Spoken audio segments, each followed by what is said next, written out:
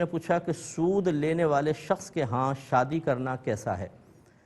دیکھیں، اگر آپ کو کنفرم ہے کہ یہ سود لیتا ہے، واقعی آپ کو اس کا ثبوت مل چکا ہے، تو پھر ایسے گھر میں ہرگز شادی نہ کریں، کیونکہ سود لینا دینا یہ حرام گناہ کبیرہ ہے۔ اور گھر میں اگر اسی کے ذریعے کھانا پینا سب کچھ معاملات چل رہے ہیں تو لازم بات ہے کہ بے برکتی اور نحوست ہے، اور ایسے مقام پر اپنی بچی کی یا اپنی شادی کرنا یا لڑکے کی شادی کرنا قطعاً غیر مناسب ہے، نہ کیا جائے۔ ایک بھائی نے کویسچن کیا کہ حج یا عمرے کے بعد احرام کا مصرف کیا ہے؟ کیا ہم ایسا کر سکتے ہیں کہ اس احرام کے ٹکڑے کر کے قرآن پاک کا غلاف بنا لیں؟ دیکھیں، چونکہ احرام ایک ایسا لباس ہے کہ اس کو پہن کر آپ حرم جاتے ہیں، یعنی حرم میں پہنتے ہیں، مطاف میں، کعبۃ اللہ کے پاس اور بابرکت مقامات پر جیسے سعی وغیرہ اگر کرتے ہیں تو یقینی سی بات ہے ایسے مقدس مقام پر ہونے کی وجہ سے وہ کپڑا بھی بابرکت ہوتا ہے، اثرات ہوتے ہیں جو اللہ کی رحمتیں نازل ہو رہی ہوتی ہیں اس پر بھی ہوتی ہیں۔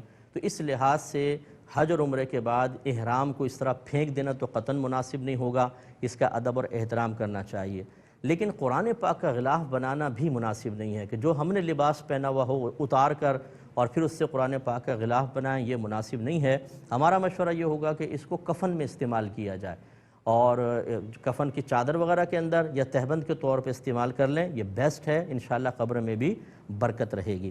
ایک بچے نے پوچھا کہ ایک بالغ نوجوان کو طہارت کے مسائل سیکھنے کے لیے کون سی کتاب کا مطالعہ کرنا چاہیے؟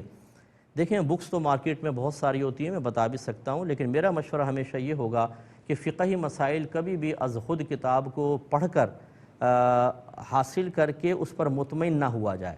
یہ میرا پورا جملہ آپ ذرا ذہن میں رکھیے گا۔ کتاب پڑھنا منع نہیں ہے، اب بہت سے علماء نے چھوٹے چھوٹے رسائل بھی لکھے ہوتے ہیں، آپ ضرور پڑھیے، لیکن کیا وہ آپ اس سے قابل اطمینان حد تک پہنچ چکے ہیں؟ کیا واقعی آپ مسئلہ سیکھ چکے ہیں؟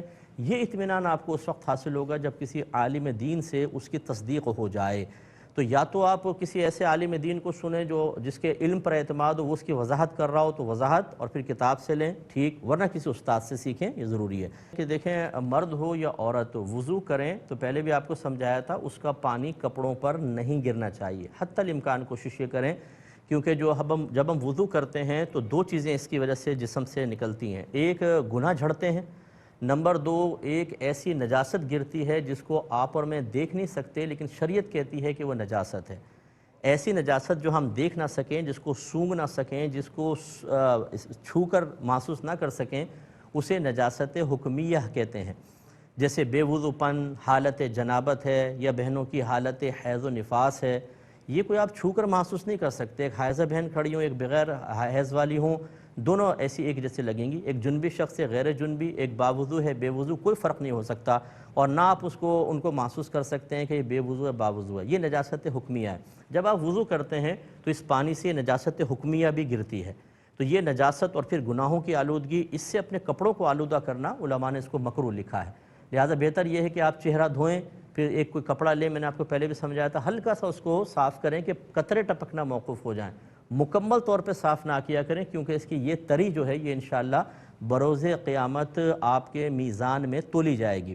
اسی طریقے سے بازوؤں کا مسئلہ ہے، چاہے مرد و عورت دونوں کو احتیاط کرنی چاہیے۔